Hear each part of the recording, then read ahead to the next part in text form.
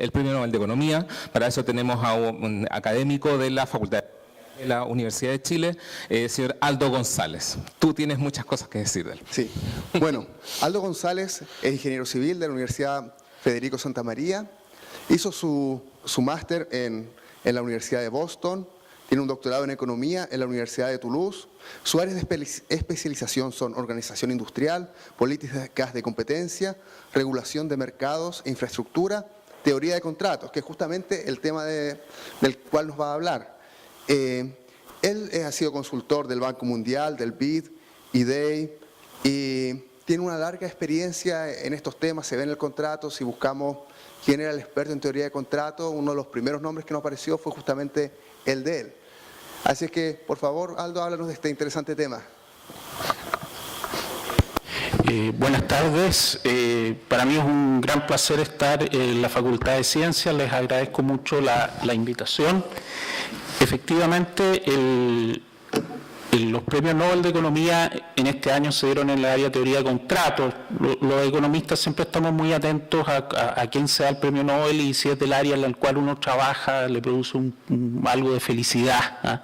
Yo creo que debe pasar en todas las disciplinas. En este caso los premios Nobel fueron para los profesores Oliver Hart y Ben Goldstrom por sus contribuciones en la teoría de contratos. Este es un subcampo dentro de la microeconomía aplicada que ha tenido un notable desarrollo, yo diría, en las últimas décadas. La microeconomía parte con los modelos que se llaman neoclásicos, luego aparece la interacción estratégica y todo el desarrollo de la teoría de juego, el concepto de equilibrio de Nash. Más adelante empezamos a desarrollar modelos con asimetrías de información, cuando una parte tiene información que no tiene el otro, y ahí la economía se va acercando cada vez más a lo que uno llama el mundo real y obviamente dando respuestas a problemas prácticos que uno enfrenta en el día a día, en instituciones o en políticas públicas. En particular este año, los premios mencionan el aporte del profesor Hart y Goldstrom a lo que son los límites de los contratos, es decir, los contratos no son capaces de solucionar todos los problemas en el momento que uno los firma y obviamente empiezan a aparecer contingencias en el futuro en las cuales uno tiene que interpretarlas. O es posible que es mejor que no haya un contrato de todo y dejar a las partes que interactúen de otra forma. La contribución de estos dos economistas va por ese lado, es decir, ojo, los contratos no en todas las situaciones pueden solucionar problemas y hay que hacer uso de herramientas adicionales. Esa es la contribución, digamos, general de estos dos economistas. Antes de ir, digamos, a hablar específicamente de cuáles fueron los aportes de ellos y por los cuales fueron premiados.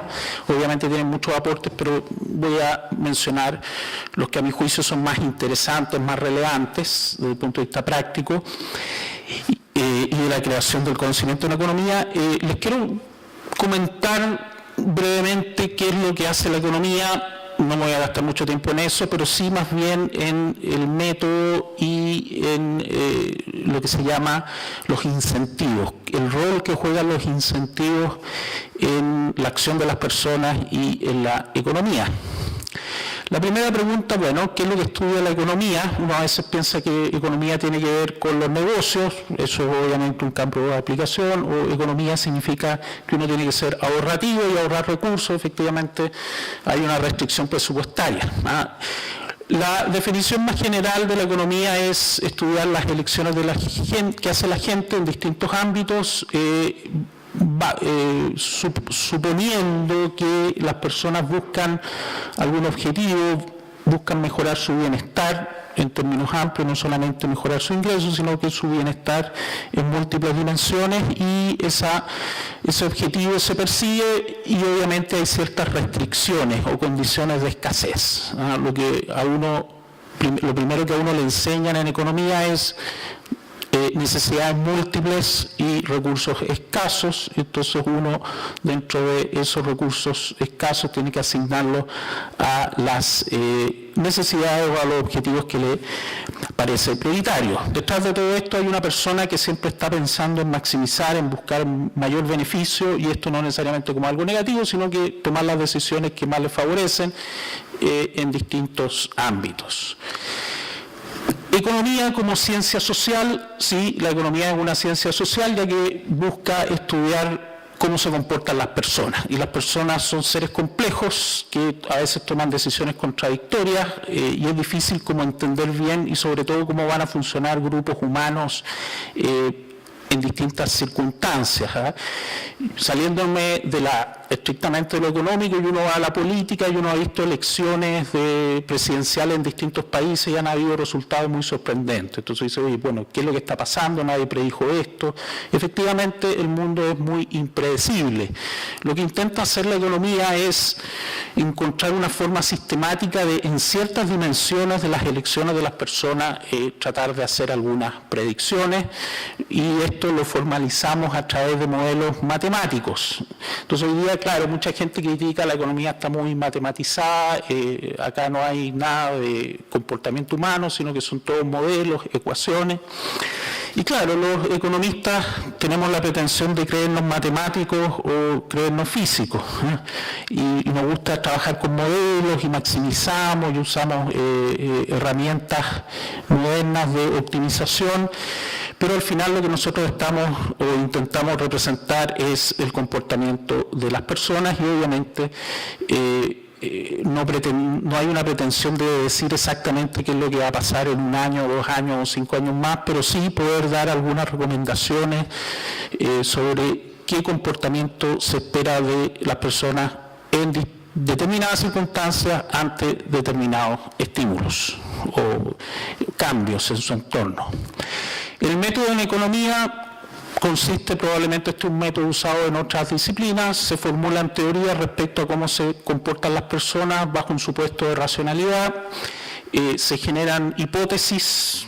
Dicen, bueno, si efectivamente las personas se van a comportar de esta forma, vamos a testearlo y vamos a formular una hipótesis, y se aplica la hipótesis, y acá hay se aplica el test. Hay 2 posibles formas de medir esto. Uno es buscando datos de comportamiento agregado de las personas, por ejemplo, cómo votaron en una elección, o qué compraron cuando subieron los impuestos, o si cambió el nivel de inversión, etcétera. Siempre hay hipótesis que compiten o teorías que compiten por explicar lo que está pasando, y en eso es lo que se llama la econometría. Últimamente se ha desarrollado la economía experimental, que en el fondo más bien de tratar de ir a buscar al mercado cómo se está comportando la gente, se le somete a un experimento. Hoy día eso está muy de moda en el análisis económico. Incentivos. Hablemos un poco de los incentivos, que tiene que ver con el trabajo que estos 2 premios Nobel realizaron, su carrera, que está muy relacionado con sus contribuciones. Incentivo es decir, bueno, cómo cambia el comportamiento de una persona, un grupo de personas ante alguna recompensa, ante un castigo o ante cambios en las reglas del juego. Y esto está presente en todas las actividades humanas, no solamente en el tema de negocios, sino en las decisiones de trabajo, en los deportes, en las instituciones, en la política, en la familia. A uno le cambian las condiciones y se comporta de una forma distinta, y eso uno tiene que ser capaz de preverlo antes de realizar los cambios. Hay bastantes leyes que son muy ilustrativas de cómo funcionan los incentivos, y si uno no tiene en cuenta este tema y cómo va a reaccionar la gente, los resultados pueden ser completamente inesperados. Acá yo tengo 4 ejemplos que han sucedido en países que han tomado medidas. El más antiguo, se habla que los ingleses intentaron controlar la plaga de cobras que había en la India en determinadas ciudades. Entonces le dieron una recompensa a cada persona que traía una cobra muerta.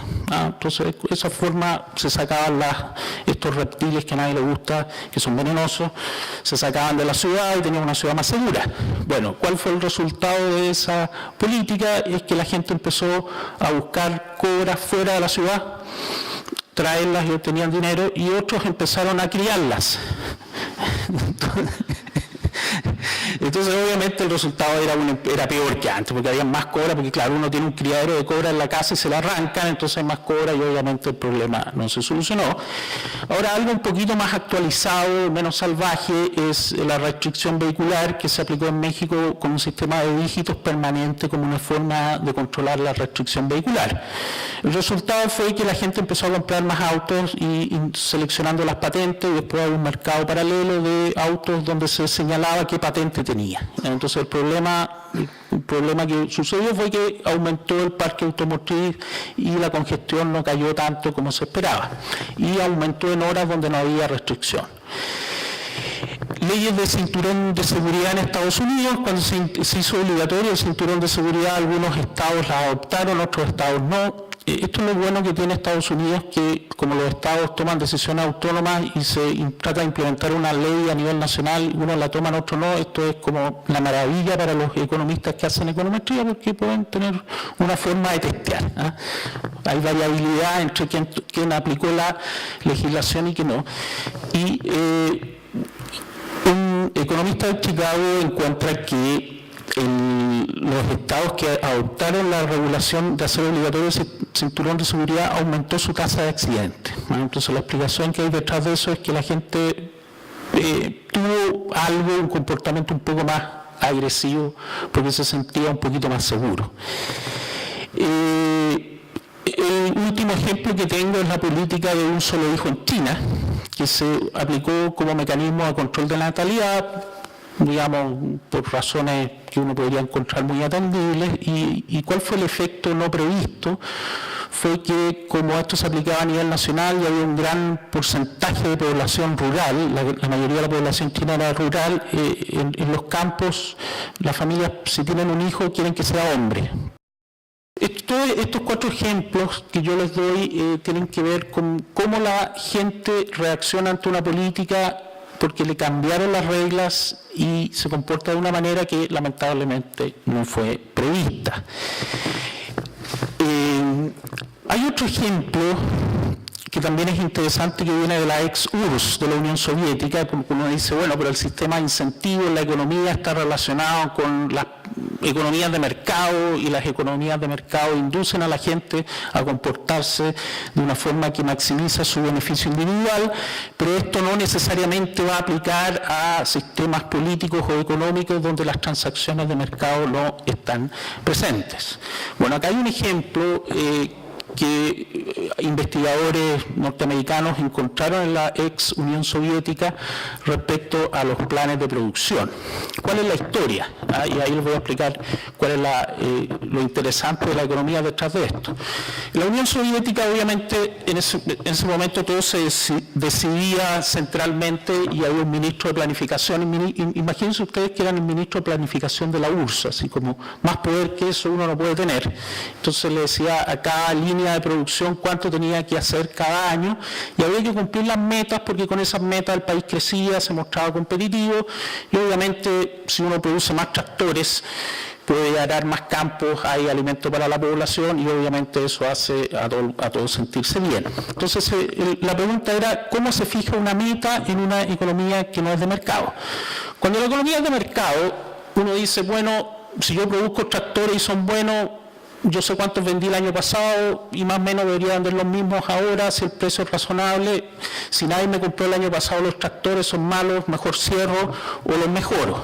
Pero cuando es algo centralmente planificado y no hay competencia entre empresas, uno tiene que tomar las decisiones centralmente, administrativamente. Entonces se fijaban las metas y llegaba el ministro, hablaba con el encargado de la planta y le decía, a ver, ustedes están produciendo 10.000 tractores al año, yo quiero que hagan un esfuerzo por el país, por la revolución, y produzcan 11.000.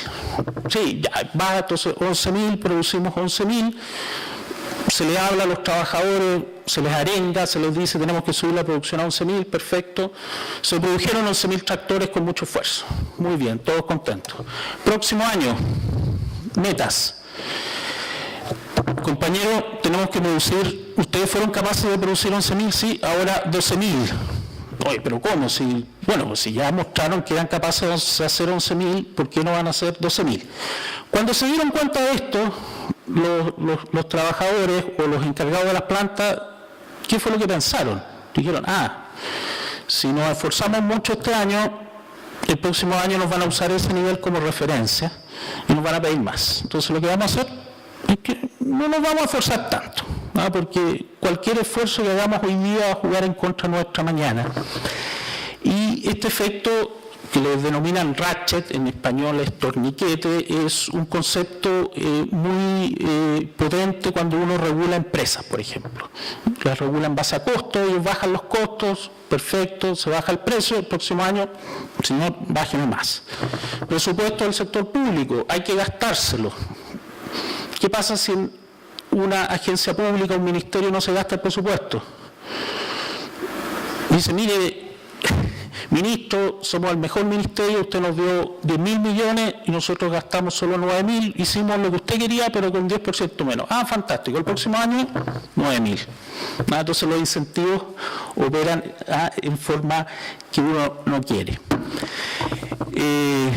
Hay otros casos también en que los incentivos han funcionado, digámoslo así, contrarios a la lógica que uno esperaría de mercado. Voy a decir dos ejemplos.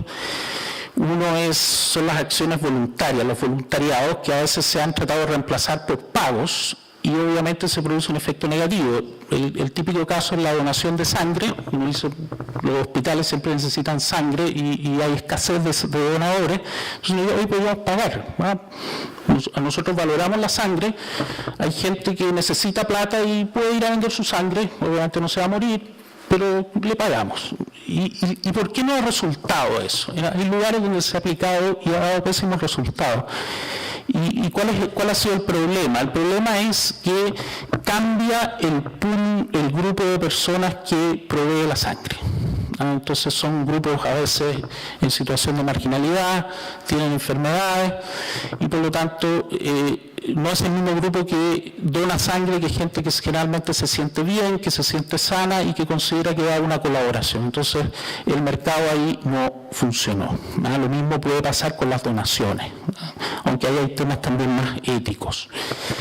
Hay otro ejemplo que es una guardería infantil, creo que en Israel, en el cual los niños, por ejemplo, hay que retirarlos a las 6 de la tarde.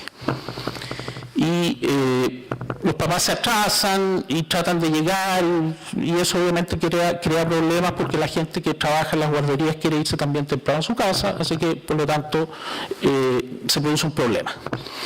Se le insiste a los papás que lleguen a la hora, no hay solución, y alguien propone, hagamos lo siguiente, cobremos una multa. Entonces los papás que llegan tarde tienen que pagar, no sé, 5.000 pesos, y si se atrasan media hora, 5.000 pesos, una hora, 10.000 pesos, una hora y media, 15.000 pesos.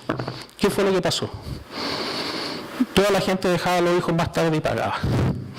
Entonces hay que tener cuidado con este tipo de lógicas que afectan la forma en que la gente se comporta. Es prever antes de implementar estas medidas.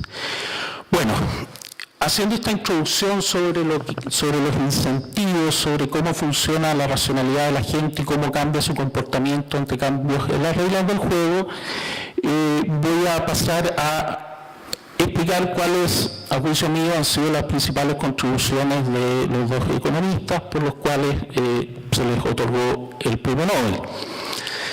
Ben Goldstrom, profesor de MIT, él es un economista finlandés, pero como me explicaban, de la minoría sueca que vive en Finlandia. Si usted ha ido a Finlandia, las calles tienen las indicaciones en los dos idiomas, porque hay un grupo de suecos viviendo, gente que habla sueco en Finlandia.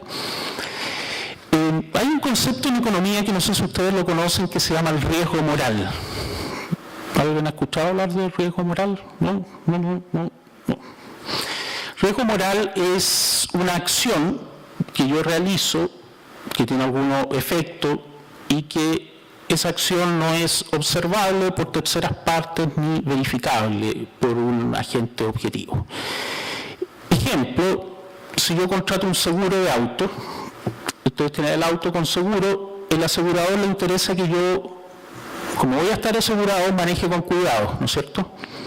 Entonces, él trata de filtrar mi grado de agresividad al conducir, viendo a lo mejor cuántos accidentes yo he estado, cuántas partes tengo, si tengo un auto deportivo así muy tuneado que me gusta, o si yo tengo un auto que pareciera que lo voy a usar el domingo para ir a misa. Eso es como el tipo, con eso tratan de hacer el filtro para ver qué tanto cobrar. Pero el riesgo moral es, yo voy a manejar con más o con menos cuidado. Es el cuidado que yo le pongo al manejar para evitar chocar, atropellar a alguien, tener un accidente. Es una acción que nadie me la puede observar, pero que yo sé cómo es. Obviamente el seguro no me puede hacer un contrato en base a eso.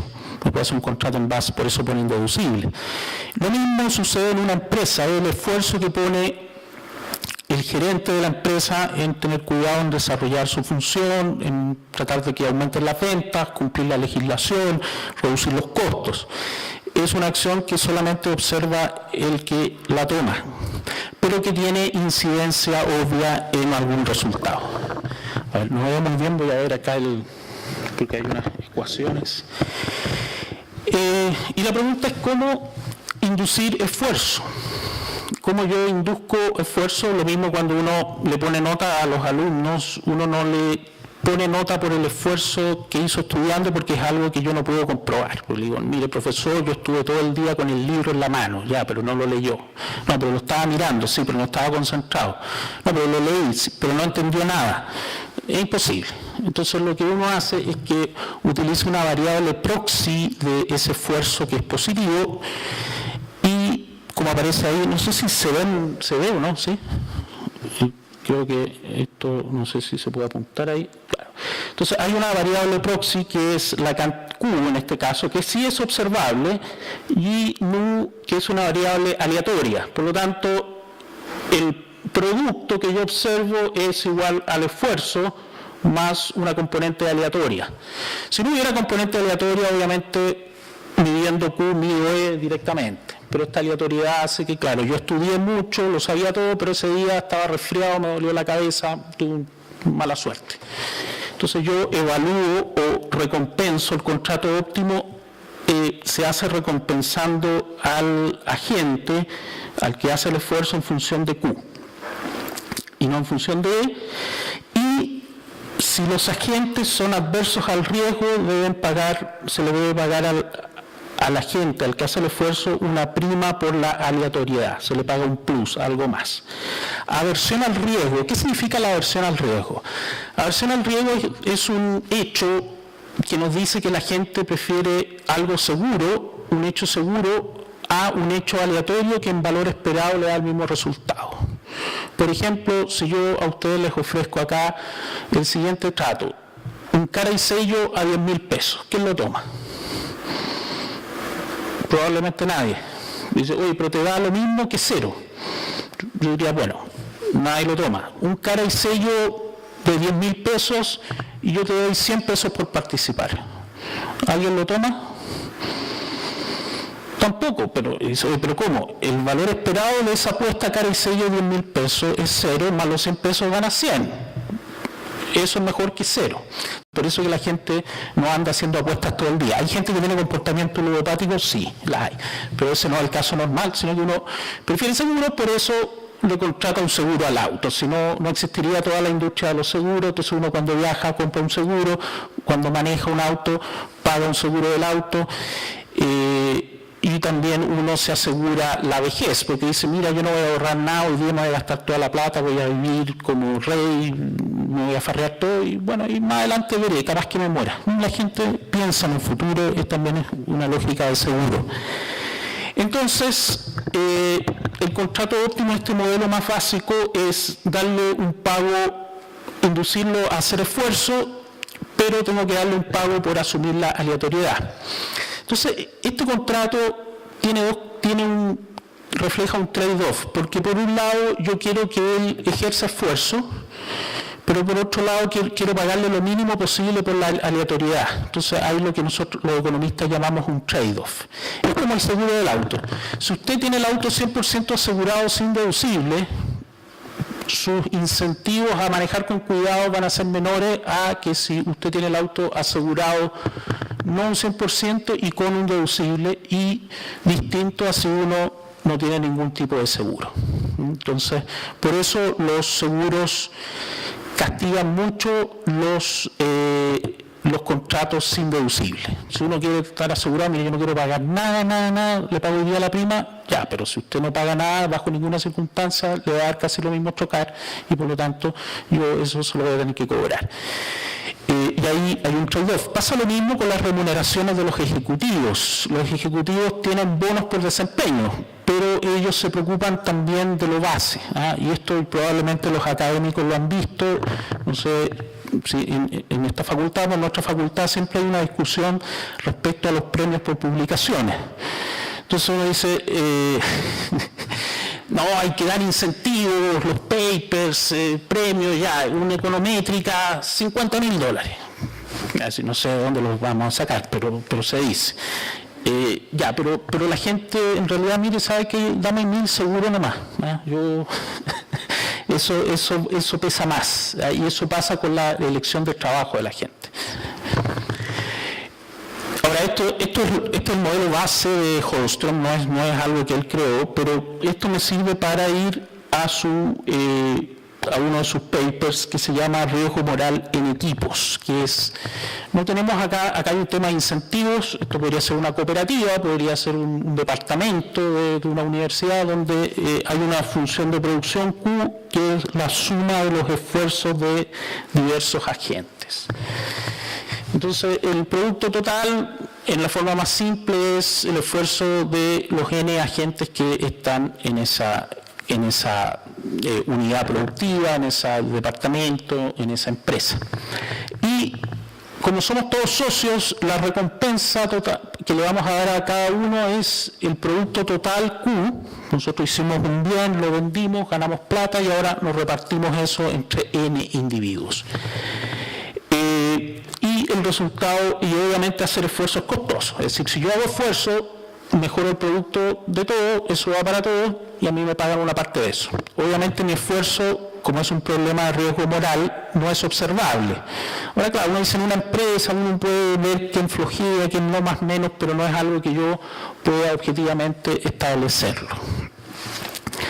Y Holmstrom plantea un resultado de imposibilidad, y es el siguiente, que dice que no es factible hacer un contrato que llamamos óptimo de primer mejor, donde todos los miembros ejerzan un nivel de esfuerzo óptimo sin violar la restricción presupuestaria. Es decir, yo como ingeniero podría calcular acá cuál es el esfuerzo que debería hacer cada uno para que todos ganemos, y recompensar a cada uno de ellos de tal modo que la recompensa total sea igual al producto que ellos lograron. No se mete plata externamente a esto, sino que tiene que autofinanciarse. Esa es la restricción presupuestaria. Y yo no puedo lograr el resultado óptimo en este equipo. ¿Y por qué? La razón es que los individuos no son reclamantes residuales de su esfuerzo. ¿Qué significa reclamante residual? Es que si yo me esfuerzo uno más y logro una unidad de producto adicional en esta función de producción, yo no me quedo con ese uno, sino que lo tengo que repartir entre N. Entonces, y esto pasa en las empresas donde son socios, las consultoras, que uno se trae un buen contrato, lo desarrolla, pero lo tiene que repartir. Entonces, eso debilita los incentivos a ejercer esfuerzo. Ahora, ¿cómo podría yo solucionar esto? Uno diría, bueno, tú le pagas a él el aporte marginal que hizo de su esfuerzo, pero el problema es que no cumple con la restricción presupuestaria, porque tengo que ponerle dinero exógenamente. ¿Cuál es la solución que plantea Holmstrom? Es traer un agente externo que no participe en la producción. Es decir, viene un señor tercero que a cada uno le hace contratos y que ese señor no se ve afectado por lo que producen ellos o por lo que cómo ellos se reparten, sino que a cada uno le paga su aporte, pero él está fuera de la empresa. Este resultado da un cierto soporte a la separación de la propiedad en la empresa y decir por qué los dueños de la empresa no es bueno que sean los mismos que trabajan en la empresa. Hay razones por las que sí. Bueno, él plantea una por la que no. Entonces la propiedad tiene que estar separada de los que producen el bien final, que podría ser en este caso una especie de cooperativa. Segundo modelo de Holmstrom, esto lo desarrolló con un profesor de Stanford, con Bob Milgrom, que tiene que ver con un agente que desarrolla múltiples tareas y que hay sustitución de esfuerzo. Nuevamente pensando en el esfuerzo, hay un individuo que tiene que desarrollar la tarea 1, 2, 3, hasta N, y tiene que asignar su esfuerzo entre las distintas tareas. Esto puede ser un director de departamento que tiene que ver que los alumnos estén bien la sala, los profesores contentos, y otras cosas que tiene que hacer cualquier persona que está a cargo de una institución. Y hay sustitución o competencia por el esfuerzo. ¿Por qué? Porque hay tiempo limitado. Yo no tengo tiempo infinito para asignarlo todo lo que quiero a todas mis obligaciones. Y además hay especialización también. Si yo me hago muy bueno en una tarea, puede que mi minuto adicional en esa tarea no valga lo mismo que en otra. Y las tareas, y esto es importante nuevamente, como todo problema de riesgo moral,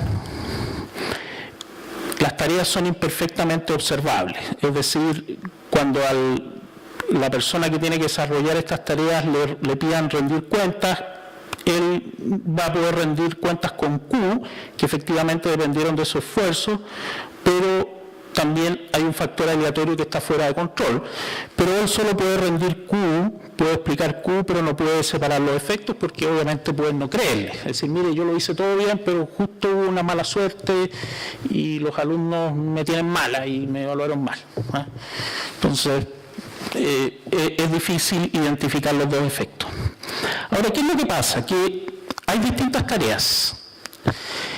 Si la tarea que más le importa al que le hace el contrato a esta persona que tiene que hacer esfuerzo es la tarea que es más imperfectamente observable, ¿por qué? Porque la varianza de la variable aleatoria es mayor. Hay demasiado ruido, como decimos. Es muy ruidosa, entonces la aleatoriedad va a pegar más fuerte en lo que uno observe. Si eso sucede, entonces puede ser preferible que a ese individuo que tenga que desarrollar múltiples tareas no le hagamos un contrato basado en ningún desempeño, ninguna variable observable, es decir, le paguemos fijo. Ese resultado de pagar fijo, independiente de Q, independiente del rendimiento, puede ser superior a un contrato en el cual yo pague basado en el rendimiento medido en estas variables Q. ¿Y cuál es la intuición?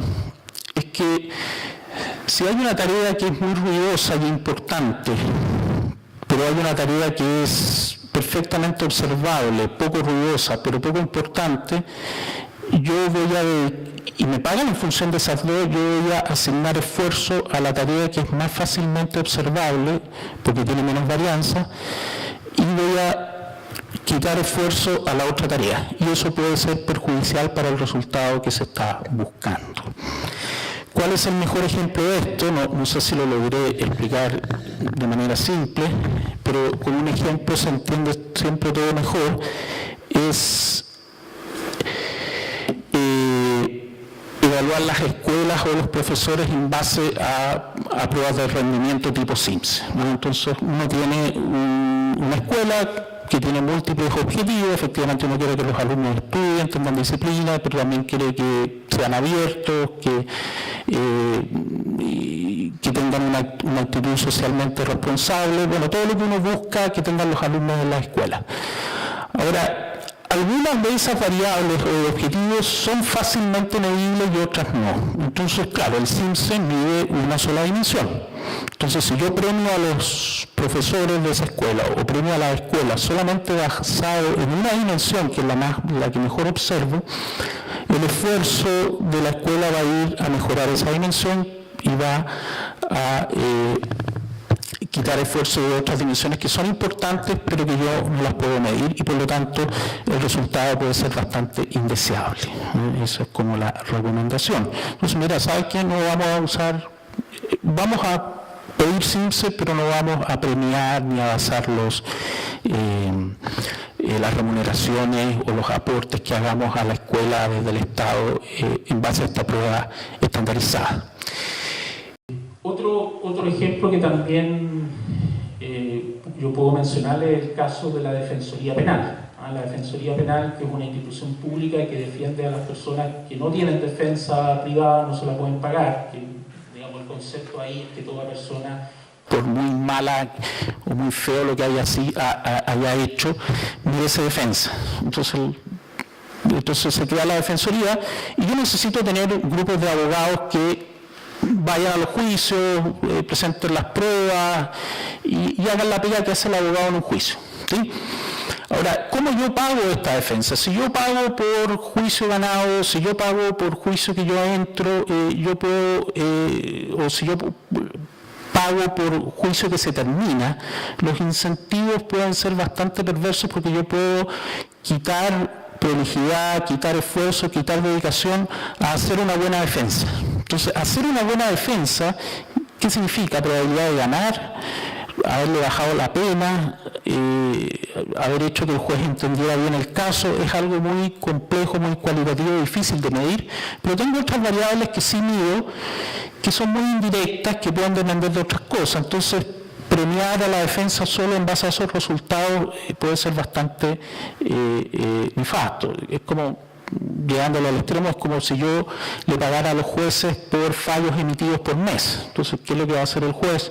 Va a tratar de sacar la mayor cantidad de fallos y no sin tener el cuidado que se requiere para analizar el caso y aplicar la justicia como corresponde. Entonces, en estos casos es donde los incentivos no funcionan. No es recomendable y por lo tanto hacer contratos con esas características no es una buena idea. Vamos a Oliver Hart, que trabaja en algo similar. Las recomendaciones de Hart van en la misma dirección en algunos casos. Uno de sus trabajos son los límites a la privatización de servicios públicos, que esto es una discusión que hoy día está de moda, qué es lo que se debe privatizar, por qué debemos privatizar. En los 80, 90, varios países, por diversas razones, se privatizaron servicios públicos. El caso más, por decirlo así, paradigmático, Inglaterra, en la época de Thatcher, privatizaba por ejemplo, varias empresas de electricidad. Y uno de los beneficios que se daba es que, claro, se decía, estas empresas reducen costos. Las empresas privadas son buenas para reducir costos. ¿Por qué? Porque toda la reducción de costos implica mejorar los beneficios que ellos tienen. Entonces, el Estado es malo para eso. El Estado tiene muchos problemas de diversa índole para hacer lo que se llama el downsizing, de reducir los costos, hacer más eficientes los procesos y digamos, usar los insumos estrictamente necesarios para proveer un servicio. Y claro, en bastantes servicios públicos lo que se vio fue que cayeron los costos de las empresas, partes de esos costos que cayeron se traspasaron en menores tarifas, entonces uno dice, mira, acá hubo una situación de win-win, los que compraron las empresas ganaron dinero porque redujeron los costos, parte de eso fue para ellos, parte de eso fue para los usuarios en forma de menores tarifas. Sin embargo, hay sectores, hay servicios que por sus características, una reducción de costos puede puede afectar severamente la calidad. Ahora uno dice, bueno, esto es parte de cualquier servicio, ¿por qué solo de algunos? Bueno, lo que sucede es que hay servicios, por ejemplo, de electricidad, agua, en que yo objetivamente puedo poner las condiciones de prestación y se puede medir que la energía llegue a la casa en 220, continuidad 24 horas, en forma segura. Eso se puede hacer. Similar situación con el agua, y si no se hace se puede multar. Entonces, yo puedo hacer un contrato basado en esas variables. Sin embargo, los servicios que yo señalo y que señala en realidad Oliver Hart, que no cumplen esta condición, por ejemplo, los servicios carcelarios. Entonces, yo concesiono una cárcel o la privatizo y le digo, usted va a recibir cierta cantidad de población penal y estos señores trate que no se maten, manténgalos en buenas condiciones, uno sabe cómo son las cárceles. Entonces, claro, si yo quiero reducir costos en una cárcel, piensen ustedes que ustedes administran una cárcel y quieren reducir costos, primero son clientes que no reclaman. Es decir, claro, si yo estoy a cargo de un hotel y bajo los costos, me ponen al tiro en Booking, en todas estas páginas, pésimo hotel, no venga más, y eso, reputación severa. La población presidiaria no tiene esa opción, ¿cierto? Porque hay que reclamar en una página web y obviamente, y además si reclama la gente probablemente no lo va a dar bola porque a nadie le interesa el bienestar general de la población penal respecto a otras personas. Entonces los incentivos a reducir costos son muy fuertes. Entonces, ya reduzco el número de guardias por persona, más probabilidad de riña, de que se accidente, no sé, o se hagan daño, la calidad de la comida, etc. Entonces, y efectivamente lo que dice, lo que nosotros decimos la evidencia empírica, muestra que las concesiones o las privatizaciones de servicios carcelarios no han funcionado bien. No ha funcionado bien cuando se dan empresas privadas que se desarrollan a eso. En general, pueden haber casos puntuales que sí lo sean. Y se considera que es preferible que esto sea administrado por organismos que no anden buscando reducir costos, que son las instituciones sin fines de lucro o, por ejemplo, la burocracia, que sea el Estado. El Estado el que provea el servicio. En Estados Unidos, la gestión carcelaria, hay buenos, por ejemplo, ¿qué organismos privados se ha demostrado que dan buen servicio? Son iglesias, iglesias que se dedican, que tienen una misión relacionada con la población penal, que se les paga por ello, pero no tienen fines de lucro claramente. Ahora, esto del fin de lucro, es una discusión que es general. Cuando dice institución sin fin de lucro, no significa que hacen caridad. La clínica alemana es institución sin fin de lucro y cobra muy caro. Entonces ahí es donde están las profits. Bueno, los sueldos de los médicos, digamos, es fácil parecer disipar ganancias en instituciones sin fines de lucro. Lo que yo les decía, la Defensoría Penal, hacer pagos variables por resultados tampoco puede que funcione, y claro, ahí hay cuestionamientos del sistema de hacer licitaciones versus que esto sea parte del Estado, es superior. Una segunda contribución hecha por el profesor Hart es lo que se llama la renegociación oportunista o el hold-up, que también habla de los límites de los contratos o la incompletitud de los contratos. Esto es un caso de dos partes que entran, pueden ser dos personas, dos empresas, dos estados, que entran en una relación, en un contrato y realizan inversiones específicas con bajo valor alternativo. ¿Qué significa una inversión específica con alto valor alternativo?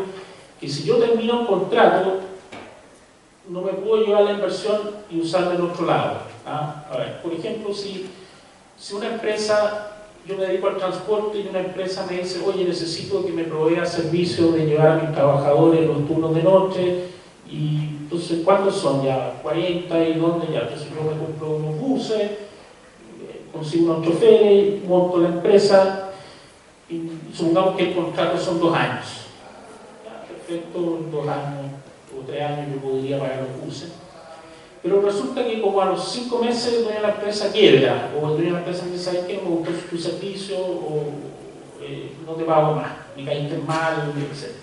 Entonces yo los buses podría relocalizarlos en otra actividad, sí, podría usar esos buses en otra actividad. Los camiones de basura, a veces las municipalidades piden especificaciones muy ad hoc, ¿no? Mire, mi comunidad es ecológica y le gusta este tipo de camión de basura y no este otro, así que no sirve. Ahí depende. Uno dice los buses del Transantiago son relocalizables o no, no es claro. Es decir, dentro de Chile probablemente sí, uno va a otras ciudades y a veces ve micros amarillas en pueblos. Estas micros amarillas que desaparecieron en el 2005 todavía se usan en alguna parte. Entonces ese es el activo específico. El otro caso extremo es hacer una obra pública, una autopista, un terminal portuario que si yo tengo una concesión y el Estado me dice, sabe, se acabó, yo no me puedo llevar el muelle o las vías de autos a otro lugar, no las puedo movilizar. Entonces eso es lo que se llama la inversión específica a una cierta actividad. Ahora, esa inversión se realiza bajo un determinado marco contractual ex ante, pero una vez que uno firma el contrato y empieza a ejecutarlo, las partes pueden, por diversas razones, tener incentivos a cambiar o desconocer el contrato. Dice, oye, pero el contrato está firmado, ¿cómo te vas a ir?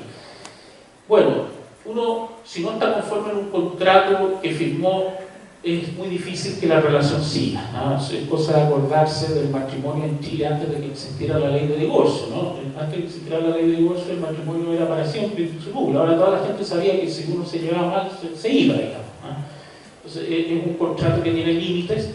Lo mismo pasa con un entrenador de fútbol que tiene ciertas cláusulas y el equipo le empieza a ir mal y el entrenador no se quiere ir porque quiere que lo echen. ¿Y por qué quiere que lo echen? Porque le pagan el finiquito. Pero el club no le quiere pagar porque dice, este tipo fresco nos ha hecho perder todos los partidos, más encima quiere que le paguemos. Ya, siga usted en el club. Entonces ahí empieza un fenómeno de negociación. Lo que se firmó inicialmente importa poco e importa más la situación en que estamos. Entonces el entrenador quiere el finiquito, el equipo quiere que se vaya sin pagar el finiquito y dice, ya, sigo un partido más, lo pierdo. Ya, pues si perdí el partido y seguí acá, la gente se acuesta, los hinchas te van a pifiar, van a ir a tu casa, te van a tirar piedras. Entonces ahí se produce una situación de negociación ex post, que poco tiene que ver con el contrato firmado ex ante. Entonces, bueno, uno dice, ya, pero ¿cuál es la gracia del trabajo de Hart? Él dice que cuando las partes firman un contrato anticipan que van a ser renegociadas, van a sufrir esta renegociación que podría tener características oportunistas, entonces la parte que puede ser perjudicada ex post va a realizar inversiones subóptimas ex ante, de modo de no quedar tan expuestos a un comportamiento oportunista. Y ahí cobra importancia lo que se llama cuál es la opción alternativa si yo me salgo del contrato.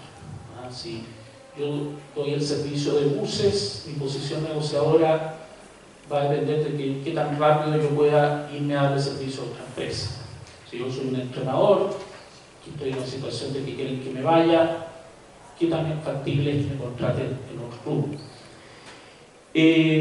Los ejemplos, esta sería, digamos, creo que la última lámina. Por ejemplo, la inversión en infraestructura. Cuando uno desea que una empresa invierta en una autopista y uno dice, mira, te vamos a dar un contrato de 20 años, esta es la tarifa, y con la tarifa tú puedes recuperar tu inversión, perfecto, se firma el contrato, se construye la obra, se está ejecutando, la gente presiona y dice, oye, estamos pagando muy caro. Entonces uno dice, bueno, yo puedo bajar la tarifa no al costo medio, que es lo que yo te ofrecí cuando tú construiste, sino que cobro el costo marginal, que es el costo justo de operarlo, pero que no te permite recuperar la inversión. Como no te puedes llevar a autopista, no tienes alternativa. Entonces ahí se produce una situación que se llama hold up, y yo quedo atrapado con mis activos. Ahora uno diría, ¿esto por qué es malo? No es malo en sí mismo porque uno le cambia las reglas del juego. Es que si yo sé que me van a cambiar las reglas del juego, no voy a estar más reacio a realizar la inversión en primer lugar. Otro ejemplo un poquito más, yo diría más ilustrativo, es construir una planta de energía que va a abastecer a una, por ejemplo, a una planta minera.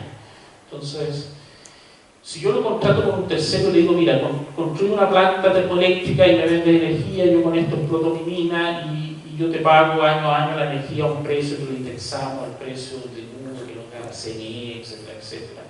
Perfecto. Y dice, bueno, ¿dónde localizo la planta de energía? Y dice, bueno, lo más lógico es ponerla al lado mío porque así tienen menos pérdida de transmisión. Y una vez que construyo la planta, yo la dejé al lado del que me compra, que es un único comprador, y él me dice, mira, te voy a bajar el precio porque no te puedo pagar, el precio del cobre está muy malo, etcétera, te pago menos, bueno, te hago con la planta, vendo energía al mercado, pero si estoy localizado muy lejos del mercado, voy a tener que pagar, voy a tener muchas pérdidas. Entonces, ex ante, lo que yo podría hacer, me podría convenir, es simplemente localizar esta planta en una situación más cerca del mercado que más cerca del que me va a comprar. Hago menos específica mi inversión al que me está proponiendo un trato, porque voy a quedar menos expuesto a un comportamiento oportunista. ¿Y eso podría ser eficiente? Sí, porque el equilibrio puede que yo le esté vendiendo toda la energía a este señor y que a lo largo del tiempo me haya dado cuenta de que mejor me habría localizado al lado.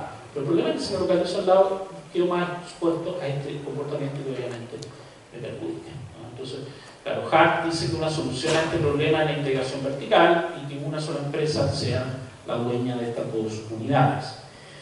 Esto del holdback o de la negociación también uno lo puede ver en los servicios públicos, cuando uno da un monopolio, cuando uno dice un monopolio regulado, una empresa de agua, un terminal portuario, el sistema de transporte público, el Estado queda expuesto al riesgo de negociación oportunista. ¿En qué sentido? Que, no sé, el concesionario de Transantiago, que tiene una zona de operación, que dice, no voy a parar. Oye, pero está tirando el contrato, no, es que no nos alcanza, mucha evasión, precio del petróleo, siempre uno puede inventar algo, ¿no? Para decir que quiere más plata. Hay algo de verdad, hay algo que no es verdad. Pero quiero más plata y dice, no, no te doy porque el contrato dice, bueno, mañana no hay servicio. Entonces, la tragedia de tener interrumpido un servicio en una ciudad de Santiago por muchas horas, créanme que yo sé eso, es algo que el gobierno no soporta y por lo tanto el Estado queda expuesto a una situación compleja. Ahora, en otros sectores regulados, como agua potable, o el caso de los puertos, uno dice, ¿qué pasa si la empresa concesionaria de agua potable decide no dar agua y se pone dura con el Estado? Entonces, la ley dice que el Estado puede nombrar un interventor e intervenir la empresa. Entonces el Estado rápidamente manda a alguien que se haga cargo, cosa que la gente no pierda al continuar el servicio. Entonces deja la posición negociadora de la empresa en el medio, que es lo óptimo, porque no es aceptable que uno lo chantajeen con la provisión de servicio de agua. Lo mismo pasa con los terminales portuarios. La ley de puertos dice que el Estado puede tomar control bajo circunstancias de emergencia de los puertos, puede mandar a los militares a que tomen el control del puerto y que se produzca la operación de transferencia de carga si el concesionario utiliza esto como amenaza. Bueno, esto era lo que yo tenía para contarles respecto a la construcción de los premios Nobel. Espero que haya satisfecho las expectativas. No sé si les pareció interesante. Y bueno, y si hay alguna pregunta, comentario, muy bienvenido. Gracias.